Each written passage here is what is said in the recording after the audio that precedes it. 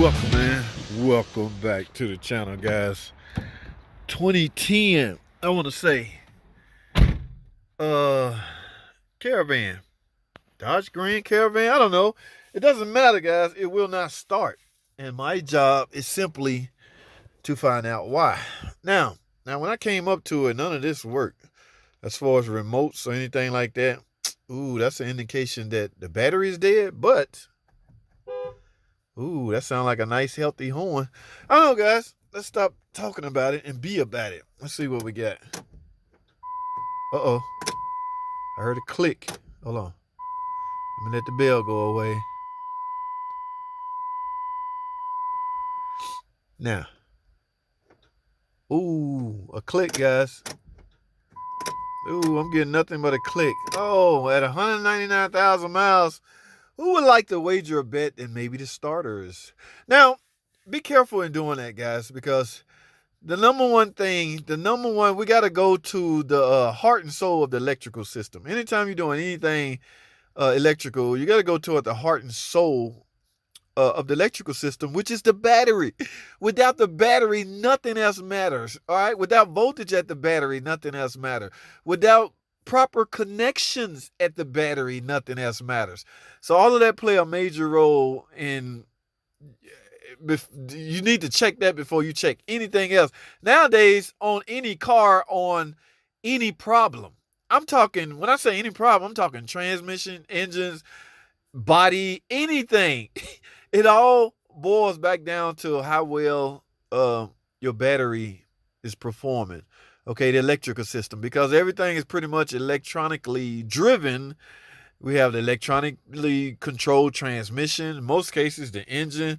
All right, guys, so I don't know. Let's go under the hood and see if anything. I don't know, man. Ain't one thing, it's another one. But this is what I chose to do for a living, and quite frankly, I enjoy it. I mean, it has its perks, you know what I'm saying? So, trying to figure out what's wrong with the car. Hey, look. Oh, wait a minute. Wait a freaking minute. That's a nice looking battery, AAA, but guys, look at this flimsy. Oh, come on, man. Oh, my goodness. It's just flimsy. It's not that it's poor connection. That's on tight. Oh, my goodness. Now, did they replace that thinking that's going, I don't know. They might have put that on thinking that's going, I don't know if this thing seized or not. It could be locked up. Let me see if there's any oil in here. Okay, got a swallow oil on the end of the stick. Alright, guys, before I do anything, I want to make sure this engine ain't seized. So I'm going to have to find a way to get to that crank bolt and turn it. Okay, I just want to make sure if the engine's not seized, then yeah, we can start looking at things like the starter. Oh my goodness. And I'm going to bring a jump box out here and put 12 volts directly on this. And if it starts, I know the process of elimination, guys. But main thing, nothing else matters if my engine is locked up. Okay, and that's the way it sounds. Anytime you got a starter just clicking, you could very well have a seized up engine. So, y'all hold tight. Let me go grab a breaker bar and my jump box because I want to do this. All right, stay tuned. Alrighty, guys. I got my jump box on here. And I tried to send 12 volts directly. Y'all see I have my connections directly to the, essentially bypassing the battery, but you can't really bypass if it's hooked up. Now, you still should, I mean, these are not like terrible to the point where it will stop you from starting, okay? Or they wouldn't sell them at all, right? Right, so I'm not badging it from that standpoint. I'm just saying if you're gonna use them, I highly recommend OEM, all right? So, and I went to start and I'm still getting the same click, all right? So that leads me to this. Yes, breaker bar, guys. We're gonna, first, before we condemn the starter, we're gonna verify that the engine is not seized up. Now I got the little cover removed. That is a 1516 head. So all we're doing, guys, is just trying to turn the engine. All right.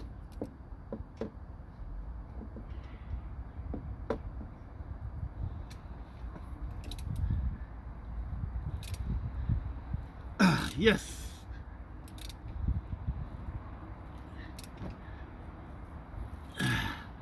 Alrighty, guys. Based off that, the engine is not seized up. All right, so hear me out for a second. I'm going to assume the starter solenoid is the problem. The only problem with that assumption is you can't just get a solenoid by itself. When you get a starter, the starters nowadays are sold as an assembly, meaning the solenoid is attached to the starter. So in essence, I need a starter. All right. The plunger that pulls out, or the solenoid that pulls out the plunger that grabs the flywheel or flex plate and turn it, yeah, it's not doing what it's supposed to do. So guys, we in essence need, now I didn't physically check for power supply at the solenoid, but I'm getting a click. Okay, that click comes from the starter relay, likely pin 87. Y'all know how a starter relay work, right? The coils collapse and 12 volts from pin 30 go to pin 87, which in turn go to the starter solenoid, which is supposed to spin the engine over.